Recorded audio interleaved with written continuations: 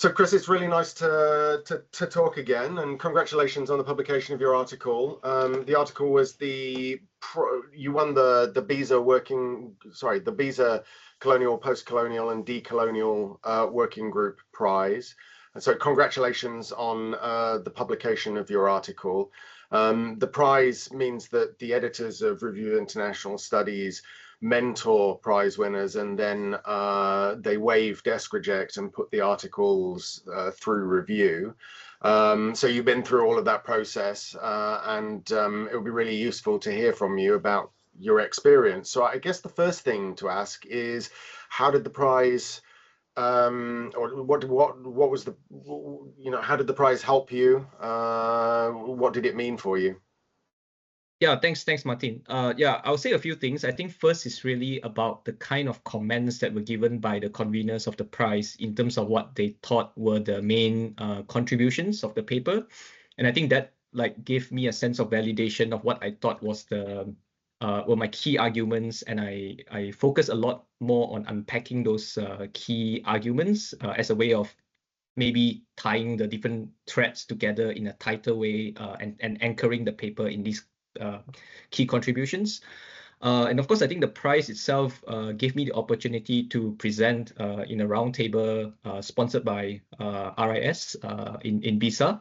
And of course, that gave more opportunity to get feedback as well. But I think beyond the roundtable, there were also all these different spaces open up at BISA for more informal conversations around the ideas of the paper, where I met the other two finalists, Sarah and George, where we got the chance to sit down over coffee in a more informal and casual setting to exchange ideas about our research and all that. And I mean, Martin, you and I also we had one round of interview recording during BISA. And I guess also because of the publicity and all that, there were people who wrote to me and said that they wanted to read my paper. So of course I did not share with everyone, but with those that whom I felt a bit more comfortable, I shared the paper and got some more comments and feedback. So yeah, so there were all these spaces that were open up for more critical and friendly conversations around the paper, which I think have been really quite generative. Can you just explain to people a little bit more about how the mentoring process worked and what you got from it? Well, and I would think that, I mean, I guess the mentoring process would vary from individual to individual. But I think for my case, because I was back in Malaysia when I got the results of the CPD prize, I was back in Malaysia for my PhD fieldwork. So I think the first round was really, I think you and I had this online conversation where you gave some initial impression of the paper, and I think you followed through with a set of written comments which were really helpful, right? It was specific about what are the areas that need more clarification and all that.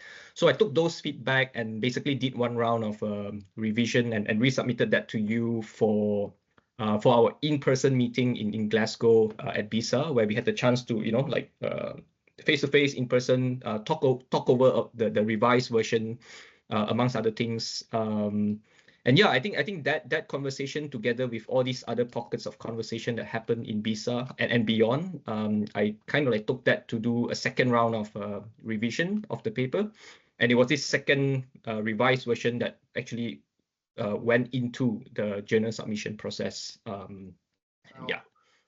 If you had to tell people sort of one thing that you discovered in the process, like a really important tip for a doctoral researcher thinking of submitting to the CPD prize, or indeed thinking of submitting to Review of International Studies, what would that tip be? Well, I would say really to be open and to be really open and receptive to the comments. I mean, it's not easy sometimes to get very tough and critical comments, but if you were to, maybe the moment you get it, read it, and then take a step back, next day come back to it again, and to look at the comments in a more constructive way, you would see where the potential of the paper can be unraveled even more. I think that's really important. If that's kind of one suggestion, I think, in terms of how to approach the feedback and so on. Yeah. I mean, anything else you want to add at this stage? Well, I would say that if anyone has a piece of writing that I think speaks to the theme of the CPD, And I think the teams have been set actually quite broadly, but I think fundamentally it is about unpacking the kind of imperial and colonial foundations of the international, and potentially unsettling those foundations. So if you have a paper that speaks to those themes, I strongly encourage applicants to submit your paper, because I feel that it is really a good opportunity to connect with the wider CPD community, to I guess to have your work be read by a group of people who are actually passionate about these topics, about decolonizing the international, and also to have your insights maybe contribute to the kind of collective thinking that goes behind these themes.